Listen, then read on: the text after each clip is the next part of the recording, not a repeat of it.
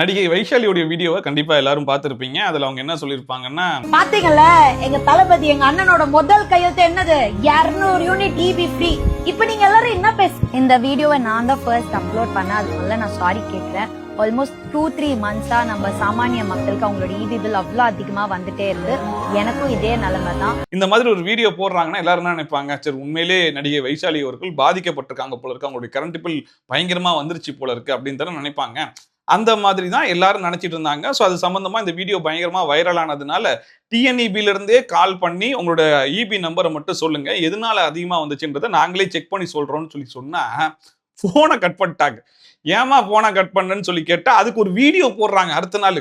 அதாவது சடனா ஒருத்தங்க கால் பண்ணி இபி நம்பர் கேட்ட உடனே யாரோ ஒருத்தங்க கேட்கறாங்க, எப்படி பர்சனல் இன்ஃபர்மேஷன்லாம் ஷேர் பண்ண முடியும் அப்படின்னு தான் நாங்க கொடுக்காம விட்டுட்டோன்றாங்க.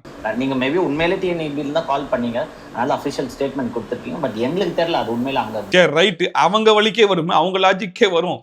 அதாவது யாரோ ஒருத்தங்க அப்படின்னு நினைச்சு நாங்க இது பண்ணிட்டோன்றாங்க. அப்புறம் கொஞ்ச நேரம் கழிச்சு அவரே சொல்றாப்புல எக்ஸ்தலத்துல ஒரு போஸ்ட் போட்டதுக்கு அப்புறம் சரி ஓகே அபிஷியலா அவங்க தான் போட்டிருக்காங்கன்றது எங்களுக்கு தெரிஞ்சிச்சு. இப்போ நீங்க என்ன பண்ணுங்க, இப்போ எங்களுக்கு கால் பண்ணுங்க, நாங்க இபி நம்பர் சொல்றோம், நீங்க செக் பண்ணி சொல்லுங்களா. சொன்னதுக்கு அப்புறம் we are ready to come and talk to you. இல்ல நீங்க எங்களுக்கு கால் பண்ணாலும் ஓகே. அதுக்கு நீங்களே கால் பண்ணி இபி கிட்ட என்ன ஏதுன்னு கேட்டு கிளாரிஃபை பண்ணிட்டு அதுக்கப்புறமா முழுமையா ஒரு வீடியோ போட்டிருக்கலாம்ல. அந்த 24 நிமிஷம் வீடியோ போட்டிருந்தாலுமே அந்த வீடியோல பாத்தீங்கன்னா இதுக்கு முன்னாடி நான் எவ்வளவு பே பண்ணிருக்கேன்னு சொல்லிட்டு பே பண்ண அமௌண்ட்டை தான் காட்டுறாங்களே தவிர்த்து இதுக்கு முன்னாடி நீங்க எவ்வளவு யூனிட் யூஸ் பண்ணீங்க, இந்த மாசம் நீங்க எவ்வளவு யூனிட் யூஸ் பண்ணிருக்கீங்க, யூஸ் பண்ண யூனிட்டுக்கு எவ்வளவு அதிகமா அமௌண்ட் வந்திருக்கு, அதை பத்தி எதுவுமே சொல்லல. இப்படி இருந்தா யாரா இருந்தாலும் டவுட் வருமா வராதா? அதுலயும் இவங்க திமுக ஆட்சியிலேயே 37,000 ரூபாய்க்கு பில் பே பண்ணிருக்காங்க. அது ஏன் பே பண்ணீங்கன்னு சொல்லி கேட்டா மீட்டர் சேஞ்ச் பண்றாங்க, சில ரீடிங்ஸ் எல்லாம் சரியா எடுக்காம விட்டுட்டாங்க, அதெல்லாம் மிஸ் ஆயிடுச்சுல, அதெல்லாம் சேர்த்து கிட்ட சொன்னோம். அப்ப அதுவே முதல்ல தப்பு தானே. ரீடிங் எடுக்கும்போது நீ ஒழுங்கா எடுத்துருக்கணும். ஏன் ஒழுங்கா எடுக்காம திடீர்னு வந்து இவ்வளவு காசை கட்ட சொன்னா நான் எங்க போவேன் அப்படின்னு சொல்லி கேட்டு நீங்க அப்பவே வீடியோ போட்டிருக்கலாம்ல.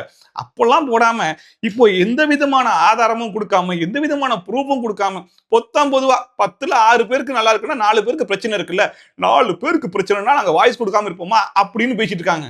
10ல மேபி 6 பேருக்கு கம்மியா இருக்கலாம், ஆனா அந்த 4 பேருக்கு அதிகமா தான் இருக்குன்றாங்க. அந்த 4 பேருக்காக தான் நாங்க பேசுறோம்.